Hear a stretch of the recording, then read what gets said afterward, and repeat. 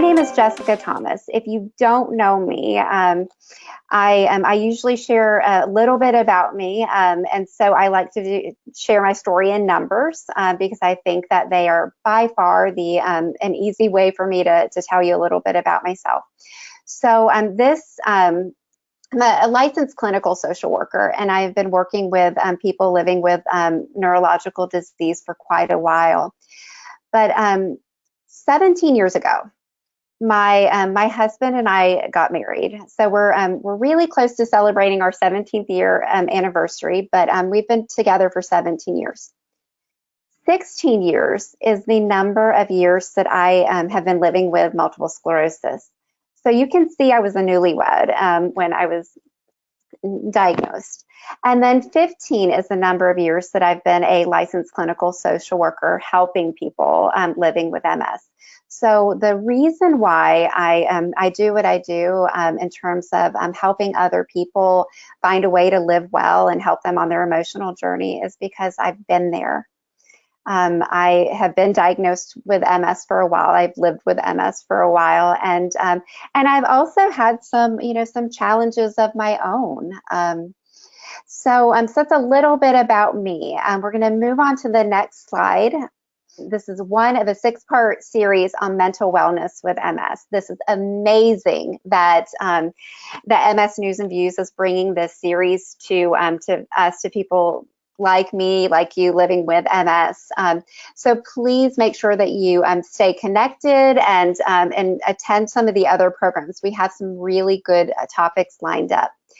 Now, I want to mention in advance, we had a lot of questions that came in, and they are incredible and amazing questions. And I've looked through them all, and I'm going to try to answer as many as I can this evening.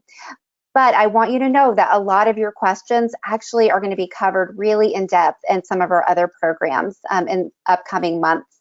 So I want you to know if your question didn't get answered, it's because it is coming up in another program.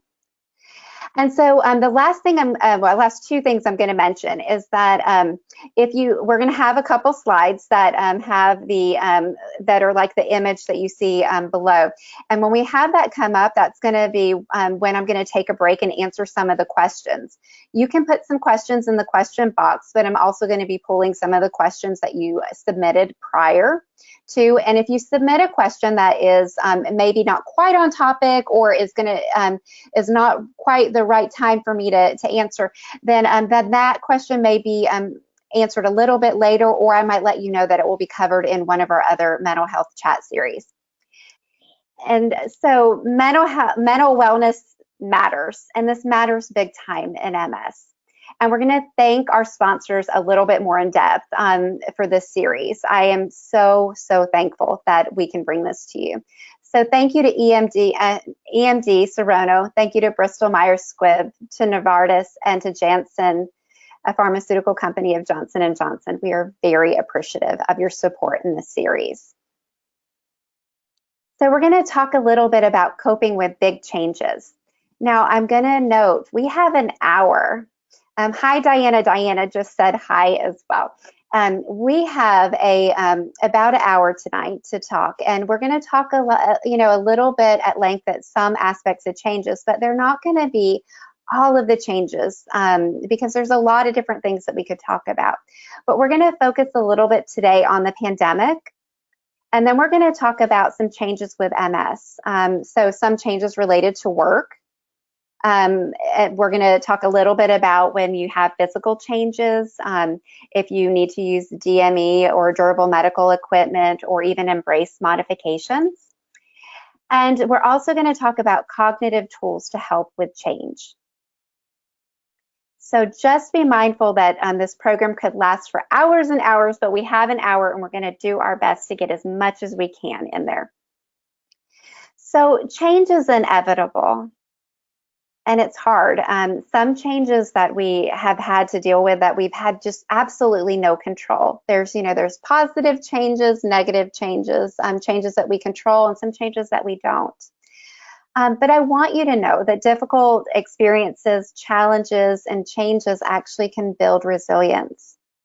And with resilience, we can work through the effects of stress, the negative emotions, and not only bounce back, but really thrive through changes too.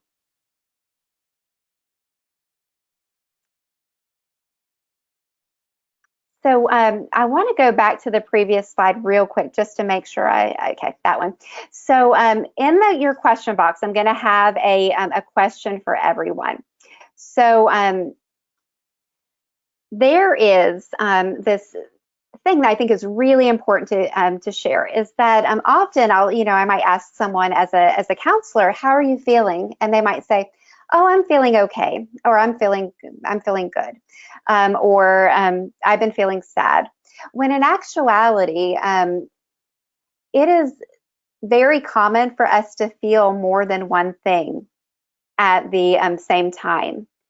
And so specifically to the pandemic, I'm going to ask something for you if you're using the question box today. I want you to share two feelings of how you feel about as we're starting with this adjusting to our new normal after the pandemic. And I'll start us off. For me, I feel I've been feeling very grateful for the opportunities that I have been able to do, that I've been able to have dinner with friends, that I've been able to do more things in the community.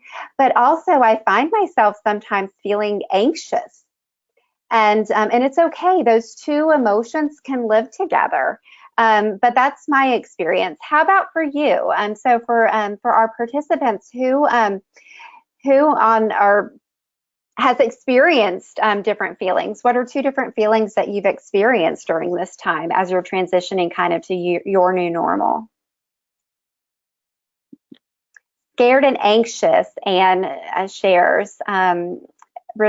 Regine says lack of clarity and direction. Absolutely.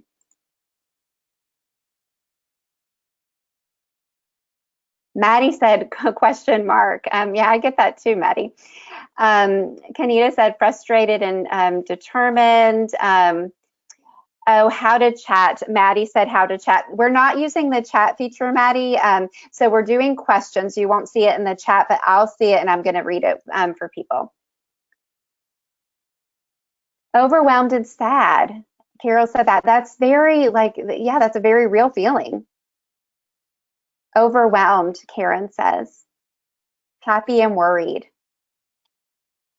Still isolated, Laura shares, because her immunity is low. We're going to talk about that. I'm going to really talk about that because that's a very real thing for many people. Frustrated and alone. Feels the same, too hot. And that was Elaine from Rhode Island, and Tammy's frustrated and alone. Diana says, my feelings are grateful and happy. Terry's apprehensive and disappointed still. That's the real feelings here. And then Boylan says, being an introvert, I kind of liked it. Boy, I heard that a lot from patients that I worked with during this time.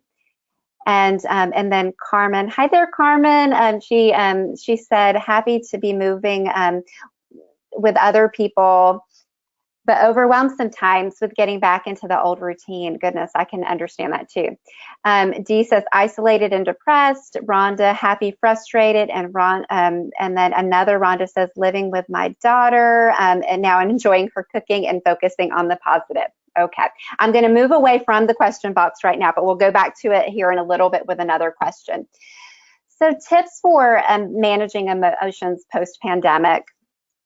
This is a really, really tough thing because we have experienced a pretty dramatic change. The thought of going through really any more changes, even those that are positive, maybe returning to work or to school or returning back to like our support groups, educational programs, can be quite daunting for some. So one of the tips to manage our emotions as we go forward is to really make changes slowly. And that will help with reducing your feelings of being overwhelmed.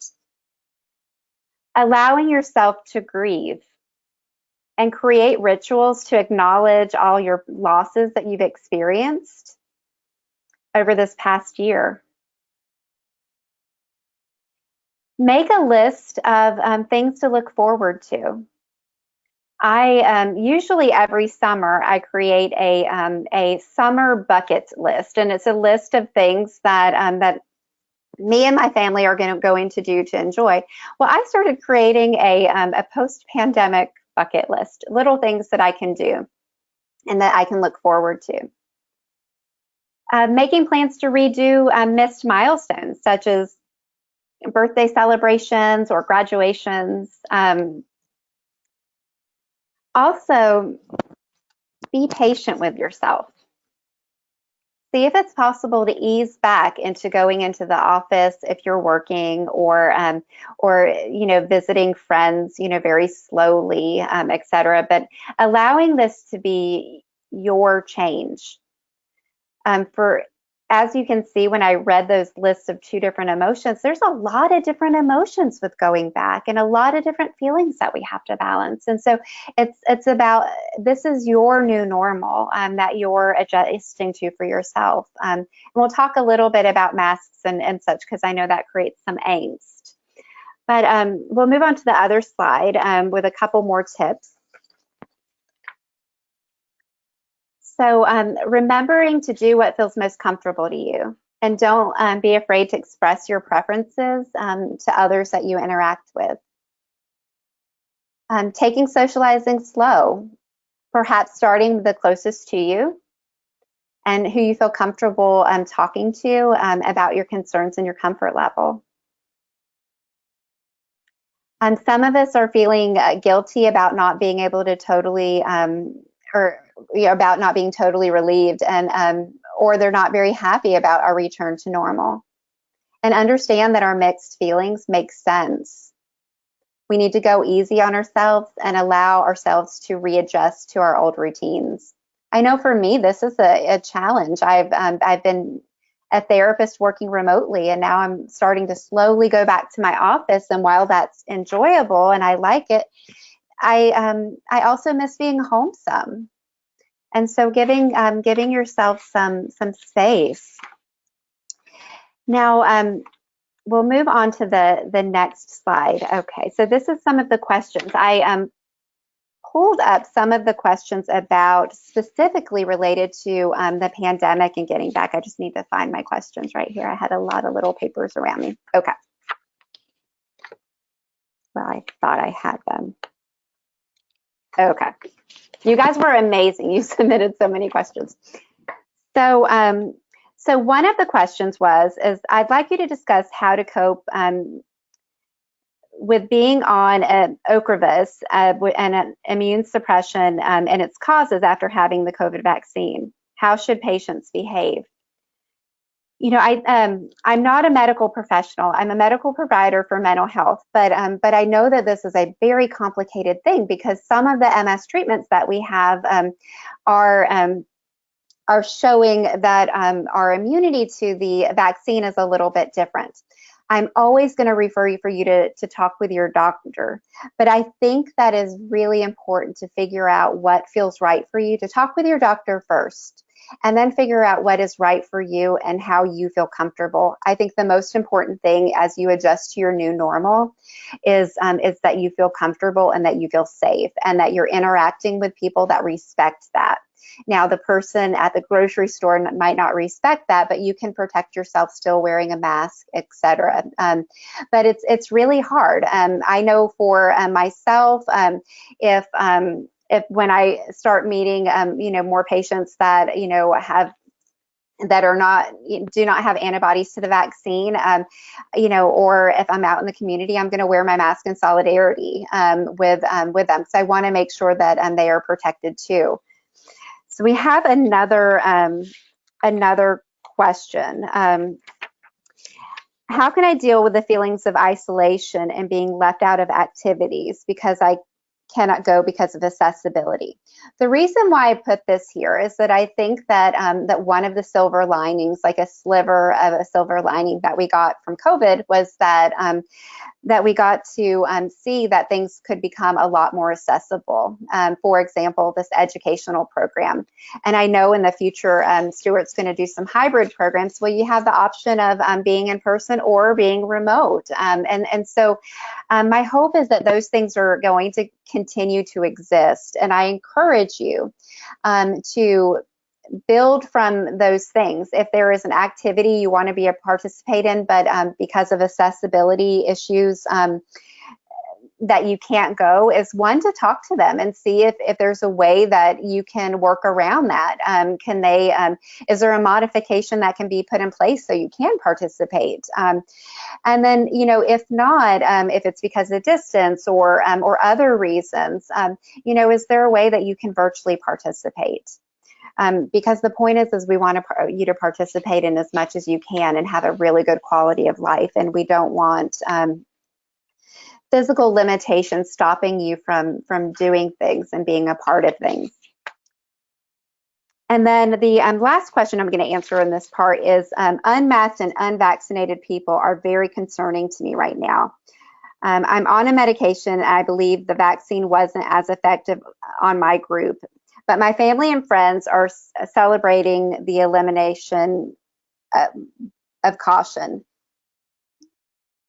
So here you can hear a little bit of frustration. It's not really a question, but I think it's something that a lot of you might be experiencing, or you might know people in your support groups that are experiencing. So so right now there, you know, while we have people that are happy to take their mask off and they feel good, we also have people that that are feeling very unnerved and uncomfortable and not okay with that. And I think it's really important to make sure that we, as an individual, that you're doing what's right for you. And at the same time, being aware that even if you feel good that your mask is off and you feel good that you might actually have a friend in your support group that can't participate in an activity without a mask on, or might feel comfortable only if they're interacting with masks on. So I think it's important to have the conversation with people that you're close with, and to be as respectful as possible. So we're going to move on to our next slide here. So when MS creates changes, I don't know about you, but my guess is that for some of us, MS has created some changes in your life. If you have ever had changes in your life due to MS, feel free to go to the question box real quick, question chat box, and just say yes. I can start us off. Yes, I have had some changes. Sometimes they feel bigger than others, but definitely MS has created changes in my life. And so when we have MS that, you know, causes changes in our life, and we have definitely, yes, definitely, we have lots of answers here. It's important to take the time to think about the MS-related changes in your life and your reactions to them. It's important that we give ourselves space to grieve over the changes that you can't control, and see if you can identify any positive meaning in the challenges that you're facing. And this is pretty important because this is how we can be resilient, is to see, you know, what is something positive. I know for me, one of the things is, you know, is MS has helped me to slow down a little bit sometimes, or has taught me to listen to my body. Another thing, when MS creates changes, thinking about your goals and your expectations, ask yourself if you need to establish different, more realistic goals and expectations that reflect the physical or cognitive changes that MS has caused. And I love this next part. As you expend less energy fighting these changes, you will have more energy for the challenges ahead. And I think that's a really good and helpful point and perspective Change is not easy, and changes with your MS is not easy. But there are some things and perspectives that can help. When MS creates changes, it's important to recreate or renegotiate the goals and expectations of yourself and in the with other important people in your life. I work with this. Actually, all of these points with patients that I work with, but this is an important one because we have, I think we often have goals and we have a vision of what we want to do, and it doesn't mean that it all has to go away, but maybe it really does look different. And then allowing yourself to feel pride and satisfaction in the achievement of your new goals. And to know that you really haven't lowered your standards or expectations. You've created different expectations to meet the demands of the illness. And the other part is to utilize the resources that are available to you. I always say we're a very special population of people, and I say we because I have MS too, and fair enough. But there's a lot of resources and a lot of organizations, a lot of people that want to help us, and so lean into the resources that are available. So when MS creates changes, this gives us the ability to find a way to be a little bit more resilient. And I love the idea. I'm going to reiterate it one more time. As you expand less energy fighting the changes, you'll have more energy left for meeting the challenges ahead. And that can be a positive thing for you. Now, I definitely actually have some comments here that I think are very interesting.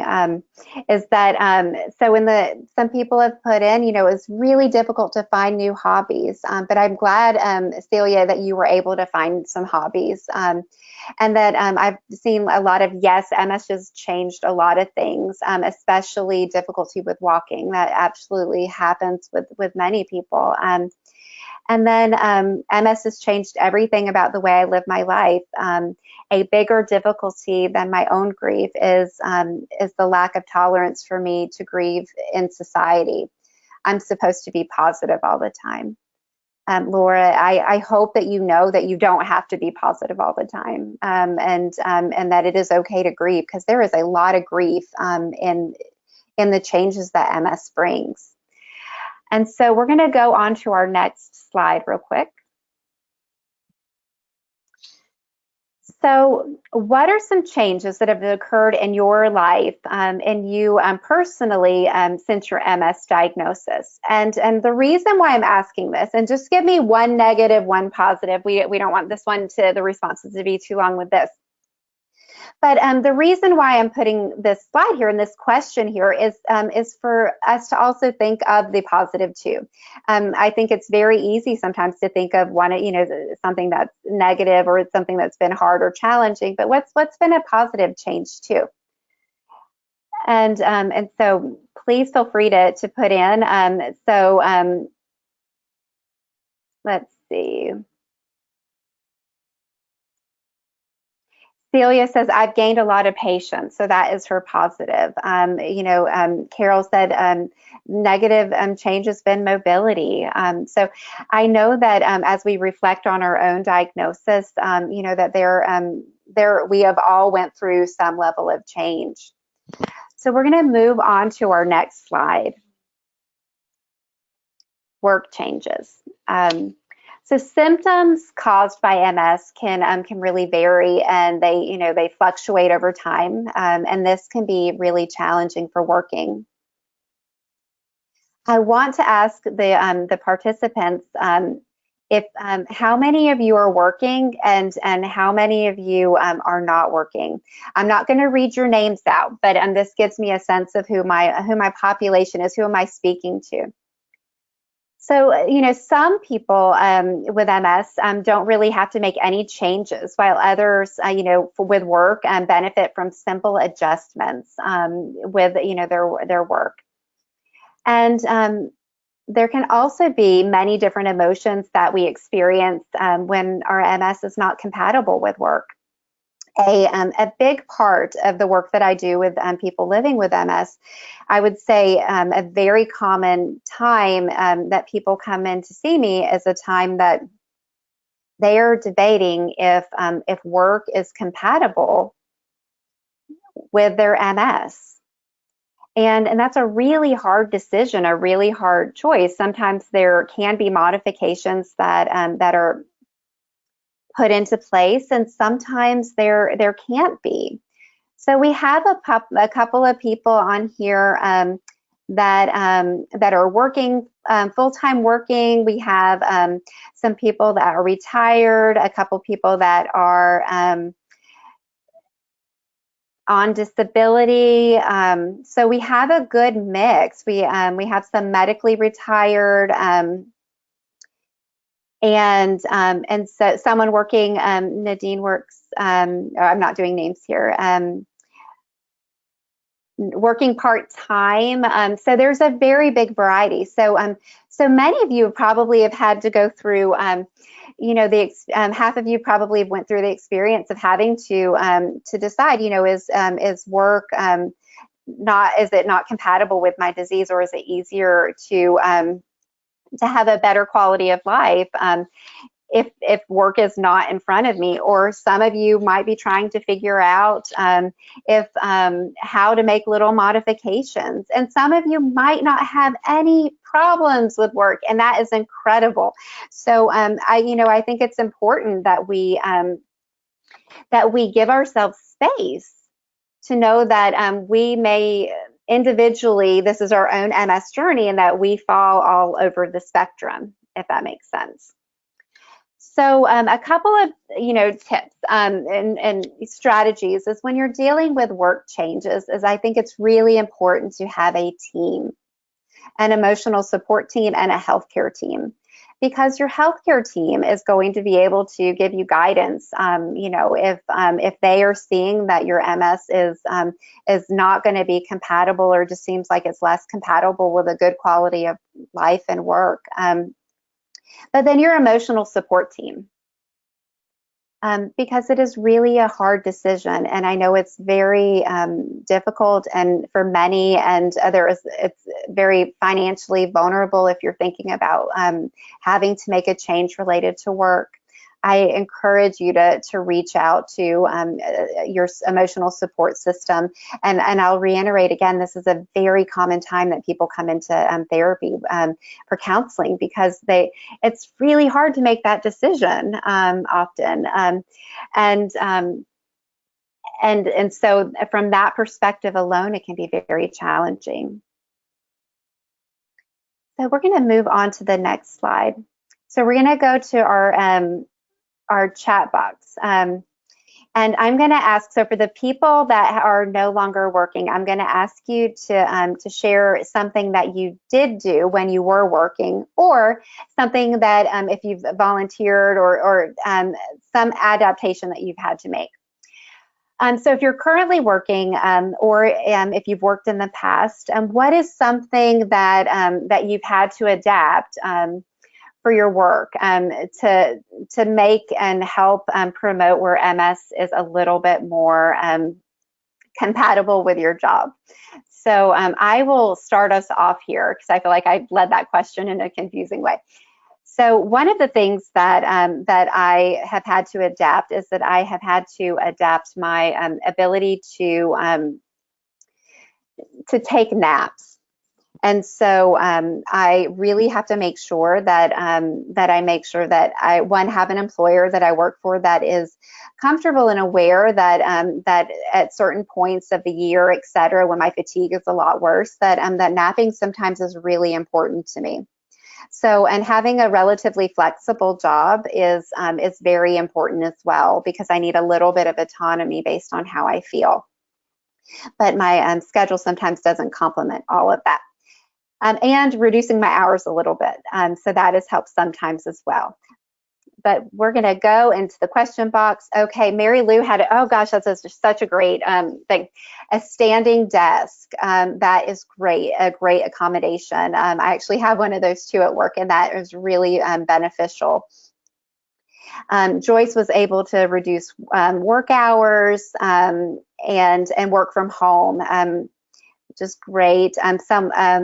Celia was able to shorten her work hours, which helped to accommodate fatigue. Laura, fewer hours and frequent bathroom breaks, which is great. Maddie had a clerical computer job in the service industry. Regine was able to adapt to a consistent sleep schedule. So that's really important too, because some jobs are shift jobs, right? And so being able to have a job with a consistent sleep schedule would make a really big difference. At work, they put an air conditioner in the classroom for Sharon, and that is a fabulous and a very important and necessary accommodation. Crystal, she is a biologist, and she has eliminated some field work and utilized hiking sticks at her job, which is great. Let's see. Diana uses armrests for using the computer. That's a good one. And Allison, they gave her a closer parking space. That's a great accommodation as well.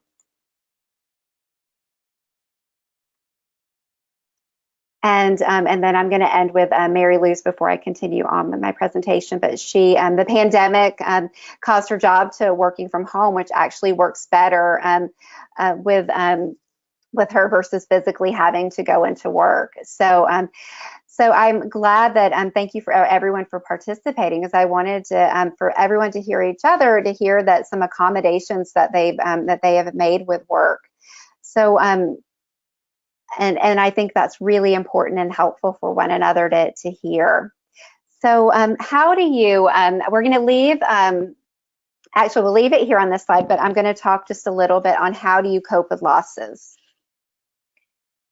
And I think it's important to, you know, to note that it's how you feel, kind of identifying how does a loss make you feel? And then what actions have you been able to take as a result of the loss? And then from your experiences, what have you learned? So those are things to kind of think about as you have, you know, if you experience any losses or change due to MS, and we're going to talk a little bit about physical change, just a little bit about embracing modifications here. But thinking about when you're coping with losses, you know, how does it make you feel? And you know, what actions, you know, have you taken to move forward? And then what have you learned? And then overall thinking about how have you coped with a loss? So we're going to talk a little bit about embracing modifications. So assistive devices are tools that, you know, of course, can make life easier and life with MS a lot easier. You know, they can help you with walking, dressing, bathing, and they help you to use less energy. However, the use of adaptive equipment or introducing using it, there can be an emotional experience that goes right along with it. And I feel like that's important to mention here. Because embracing modification sounds very positive, but it also is, you know, it's a loss that goes along sometimes with using modifications. Allison, you know, was able to say that she uses a rollator now at home, and she gets up earlier and ready for work, and she takes and really makes her she takes her time to get there safely. So so modifications often help us. We'll move on to the next slide.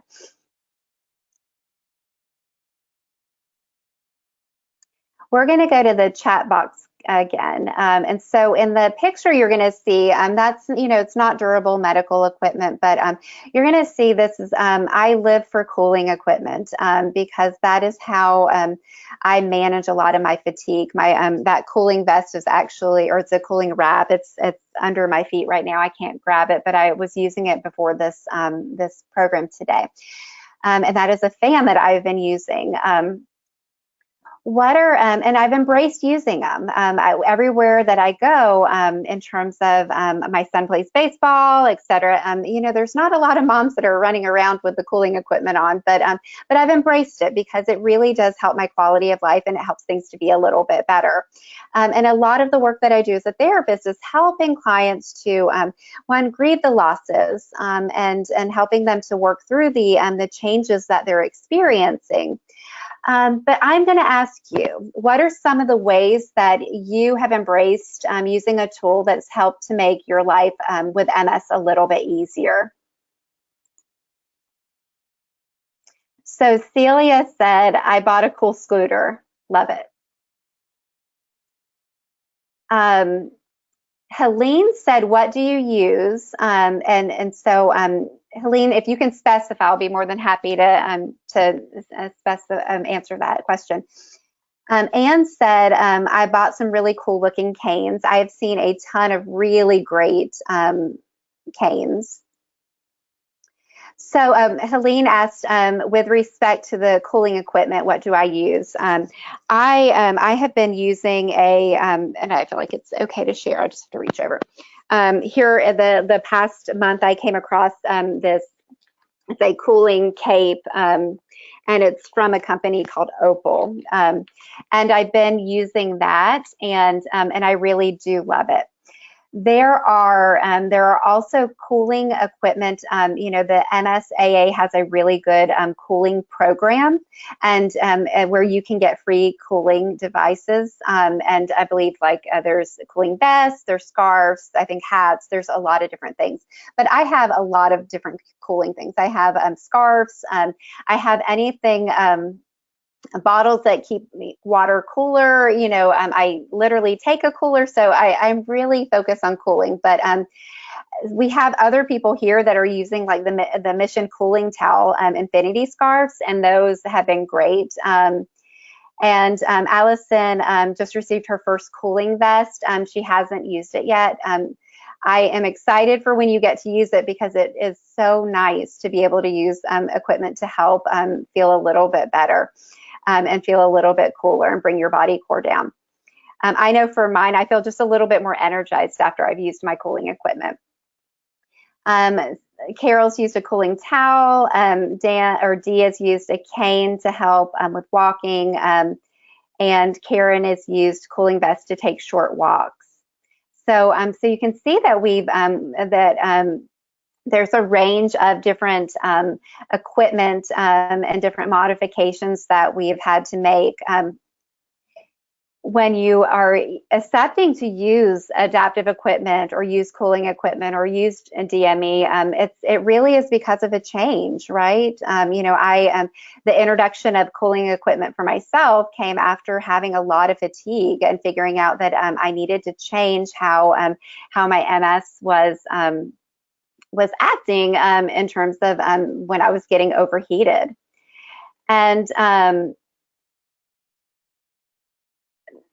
And so we are going to move on to our next slide. Helene had one other question about cooling, and I think I'll be able to answer that, I think, near the end, but we'll answer that in a little bit. We're going to move on to our next slide. So this was the question part again, and so I have a couple questions that I highlighted for this section, and we will, they were really good. Some were statements, but okay. So someone said,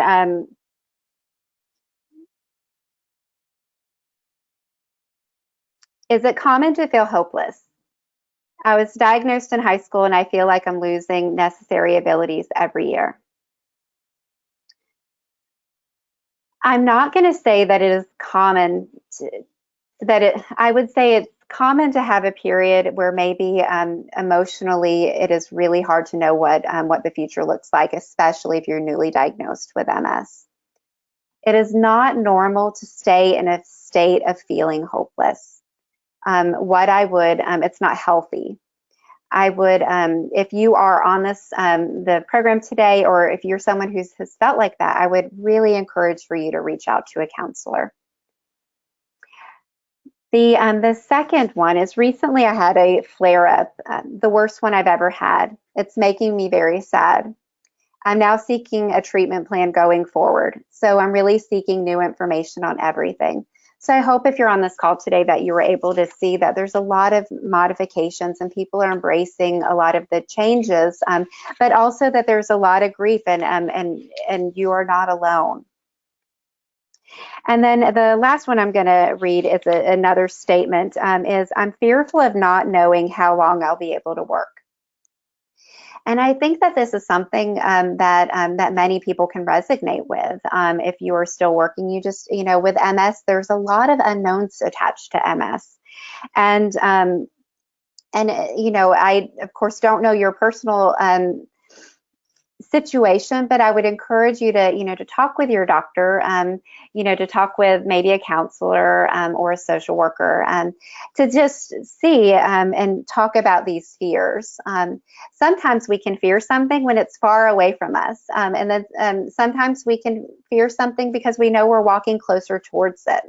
And so I encourage you, if you're feeling concerned or worried about what that means for you, that in your MS journey, that you reach out to a counselor and talk with your doctor, because your doctor might give you reassurance that you're actually doing okay, that you could do some work with modifications like we talked about, or they might refer you to a counselor just to deal with some of the anxieties and fears that can be very natural with the changes that you may experience due to your MS.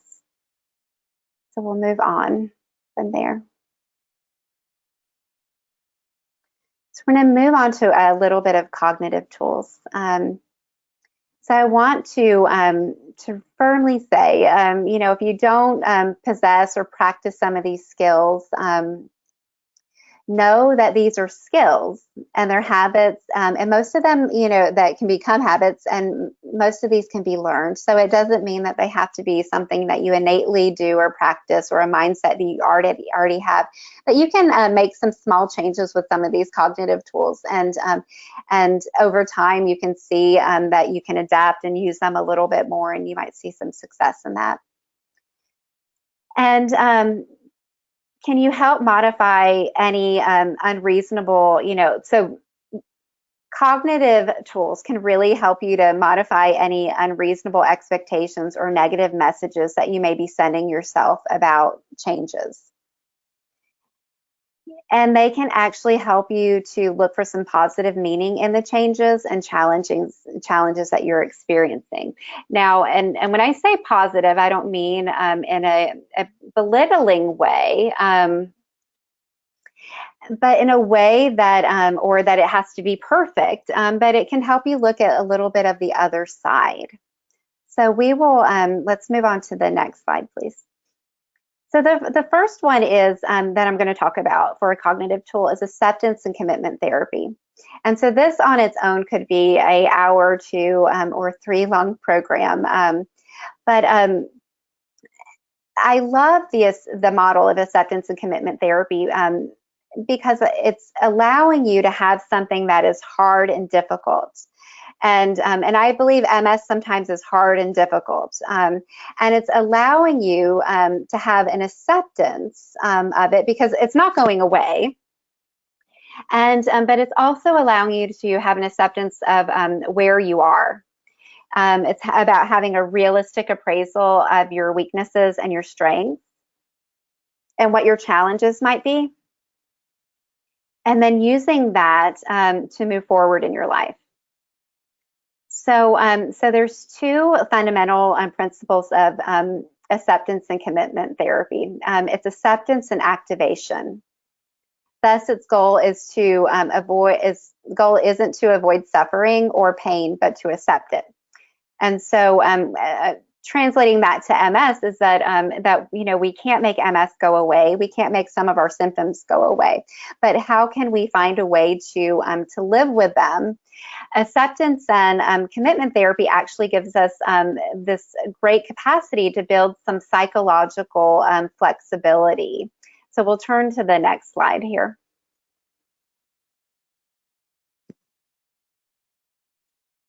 One second. Okay, there we are. Okay, no, back one more. Go forward again. Sorry, that was on me. So acceptance and commitment therapy, the parts of it is where you accept your thoughts, your feelings, your memories, and you accept them as they occur, moment to moment, without judging yourself. Then the next part is that you clarify and connect with your personally defined values. So that would be your values that you have defined that give you direction to your life and set goals to support these values. And then the T is where you take action in accordance with your goals and your values. And so I'll give a little bit of an MS example here. So say that your MS has caused a lot of issues with walking and mobility. But one of your values is that you love to travel. That it's allowing and acknowledging that that you have challenges with mobility and feelings and emotions that go along with that. But it's allowing your value of travel, your desire to live a full life, that becomes kind of the cornerstone. So how do you have MS and mobility issues and also find a way to instead of saying I can't do this because I'm not able to do it, to find a way that you can use your values and find modifications to do it. And I know that sometimes, and sometimes people can really give me examples that I know that sometimes things are not compatible with other things, and I get that. But the overarching idea is that that you have a challenge, you have a feeling, but your values really direct your behavior. And so this ultimately is psychological and leads to psychological flexibility. It's being present, open, and doing what matters to you. So some other cornerstones of that is being in the now, allowing yourself to be in the present moment, kind of being aware where you are and feeling how you feel. I like to give an example that whatever emotions that I'm feeling, or if I'm working with patients, whatever emotions that they're feeling, that they have a place at the table. Those emotions, they don't have to like them, love them, but it's okay if they sit at the table too. And then it's choosing your values, knowing what matters in your life, and what can guide your behavior. So this is, as a therapist, this is a big part of my job, is really to help people to kind of like help them identify their values. So if one of their values is music, or to continue to participate in the arts, or we'll just stick with those excuses, or those examples. That and then from there we build from that, because that's really important to them. And then committed action. And so with committed action is effective mental and physical action guided by the values. And then we observe, how our awareness, our thoughts, our behaviors, our moods, and as thoughts kind of come and go, we learn this tool called diffusion, where we are not attacking or mean about our emotions, and being willingness, or having willingness and acceptance of whatever comes. And so I like acceptance and commitment therapy because I think it's very complementary to help someone to respond to a lot of things that are inevitable in our lives. And what we know is that change is truly inevitable. And so if you are interested in learning more about acceptance and commitment therapy, there are lots of psychologists and social workers, et cetera, that have training on how to apply this to therapy for you. We'll go on to our next slide. So the next cognitive tool that we'll talk about is it's cognitive reframing and restructuring. And this is a really powerful thing because it builds resilience in the face of challenges as it helps to reframe some of the negatives into positives. But it also can help to shift your mindset. So from that perspective, I love cognitive reframing because it allows you to see maybe from a different perspective or a different view. So you're able to look at a situation, a person, or a relationship, or an event from a slightly different perspective. We'll move on. So the goal of in cognitive reframing, I believe in cognitive restructuring, is really is to develop healthy self-talk. It can be honest but healthy. So one of the steps is, to validate your feelings. I don't think it's healthy to try to deny your feelings or to shun your feelings, because your feelings are your feelings and they're going to come back. But then we also want to see, is there the opportunity to change the point of view, to see it from a different perspective. So cognitive reframing teaches you to ask yourself a question like, is there another way that I could look at this situation? And this might be able to help you step back and see things from a different view. One of the really great things about being a therapist sometimes is that I get the ability to see things from a different perspective. So where my patient might be here, I'm here. And so I can see it from a different perspective and give, some opportunity from that shift. And then the other part is to show compassion. I often ask patients that I work with, what would you say to a friend that had this problem? And you may find, this is very true for many people, is that they're most likely to say something very kind and compassionate to a friend, and they realize that sometimes they don't talk to themselves in that same way or as nicely as that. We'll move on to the next slide. So this right here, it will be really hard to read, so I'll try to, if you're at home and you have really bad vision or have good vision and can't read it, don't feel bad because it's very small. But so there's it's cognitive reframing, and so there's 3 people here. I love this example. So there's 3 different people, and they all have MS, and they all are experiencing a new MS symptom. And so I'm going to walk through how cognitive reframing looks like for 3 different people with pretty much the same experience, and see how cognitive reframing can help each person, no matter what they're thinking. So person one, a new MS symptom appears, and this person thinks, my MS is getting worse. I'm probably transitioning to progressive MS. I'll be blind and unable to walk before long. So this person is really probably thinking catastrophically, and that it can be a cognitive distortion to think that things are going to be much worse than you actually know. So what we can tell by how this person is what she's thinking is that the person feels anxiety. They feel panic, despair.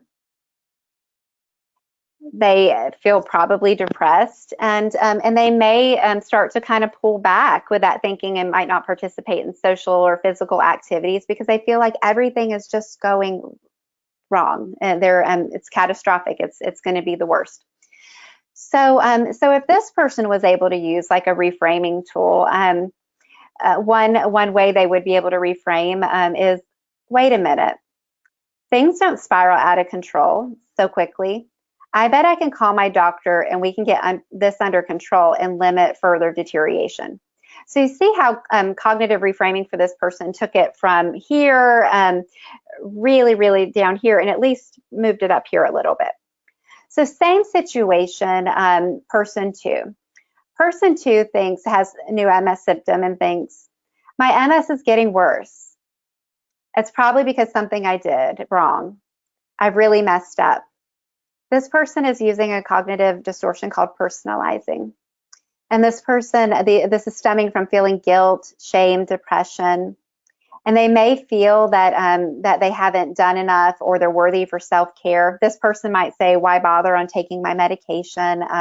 Or I don't really need to exercise, it's not working. But a reframing of this for this person is, wait a minute, MS affects everybody differently. And part of the disease involves relapses. It's not my fault. I'll call my doctor and see if we can get this new symptom under control so I can start feeling well again. And then our final person, person 3, new MS symptom appears. This person thinks, this might be an exacerbation. I'll watch this symptom for a couple of days.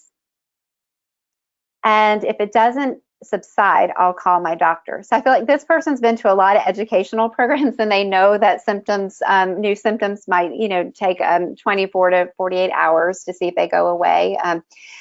But this person feels concerned. They definitely care, but is confident that their physician, their healthcare team will help manage the symptoms that they might be experiencing if they're having an exacerbation.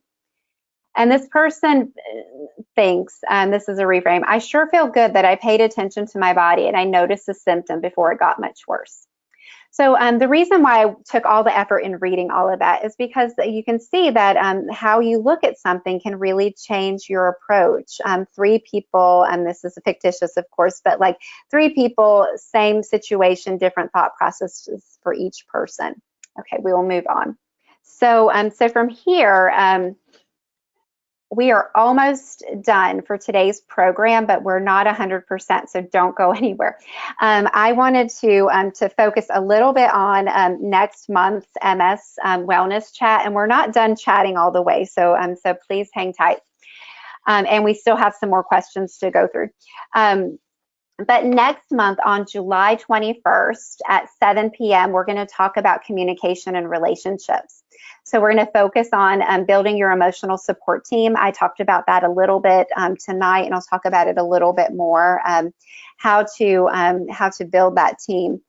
How MS impacts everyone differently in a relationship. So we're going to talk a little bit about that as well. We're going to talk about ways to foster communication, because often that is an area that I find that that hearing tools and is really important on communication.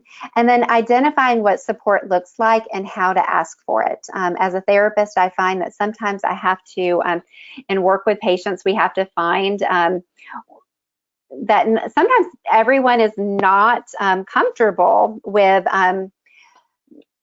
asking for help, and so I hope we can find some communication strategies for that. So can everybody still see the screen? Sharon said that she cannot see her screen, so if someone can just write yes if you can still see the screen at this time. And Sharon, if you can't, I'm sorry. Yes, okay, we've got some. So so now we're going to move on to a couple more of the questions before we finish tonight's program. So let me find the ones I had highlighted. So there were a lot of questions about mood on here. So a lot specifically about depression, a lot specifically about anxiety. There were some about bipolar and some even about pseudobulbar. I am going to be doing a managing moods, and we will, I promise you that the questions that do not get answered that are specific like that will get put into that next program, because there are a lot of really, really good questions, and it's very relevant to that program. So I want you to know, if you've asked a question and it doesn't get answered tonight, that is going to come up in a different program. So one of the questions I wanted to focus on is, I struggle so much with depression and anxiety. I take meds, and I've seen therapists, and this is something that just never goes away.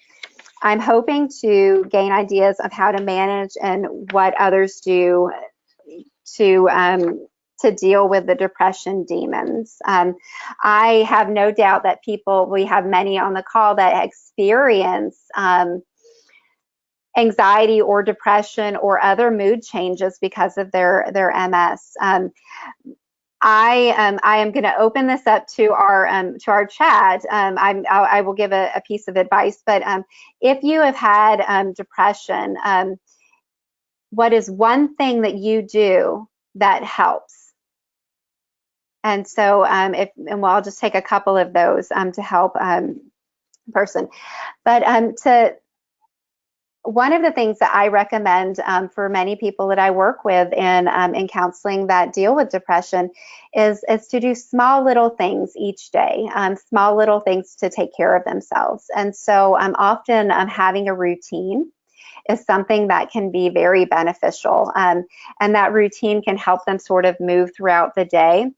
There are happiness chemicals, and I won't go too in depth with this, but there's some happiness chemicals that we can hack into. And so, there's dopamine, serotonin, oxytocin, and I am forgetting the other one right now. But there are things that we can do that can kind of hack into some of those happiness chemicals. That doesn't make you happy, but for example, completing a task gives you a little surge of dopamine, and so I will encourage my patients to do some of the things that kind of help to promote some of those happiness chemicals, but then also exercise, socialization, eating well, and sleeping and managing stress can often help with build some resiliency to help with depression. It doesn't take it away, and even sometimes medications can help. Okay, so we've got answers from some people. So Regine, listen to music and prayer. That is great. Carol, get outside. I recommend that all the time. Maddie says meditation and talking with a counselor. That is a great thing to do. Laura says, remind myself I'm doing a good job with my challenges. That's a good example of that positive, healthy talk. Sandy said, I started to notice feelings of depression lately, and it's hard to deal with. So Sandy, I hope that that some of these things are going to help you, but also stay connected with your doctor, and hopefully they can recommend a counselor and continue with these MS chats so you can connect with others. Getting together with my best friends. Hugging my dog. Hugging a dog creates oxytocin, which is the love hormone, love chemical, and so that's a smart thing. Allison started to see a therapist, and I exercise daily. And take CBD. So there, and I see a lot of meditation, which is awesome. So there are things that can help with the depression demons. If you've heard any of my talks in the past, I mentioned that I have anxiety, and it's something that I live with. And it's managed, but I have to find tools to help manage my symptoms of anxiety as people with depression do too. And so finding things like these strategies that are that you guys have mentioned are really key things to help. But also medication compliance, letting your doctor know, and those things can help quite a bit. And let me see if there was any more that I had highlighted to cover.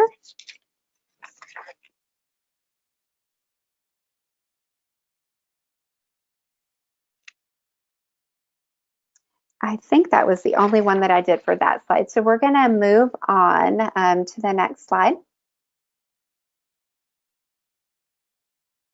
Okay, so we're almost over tonight.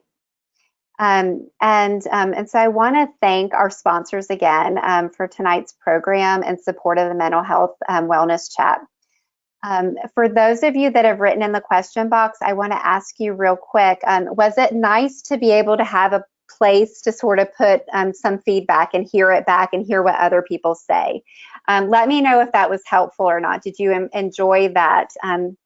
Anne said yes. Okay, good.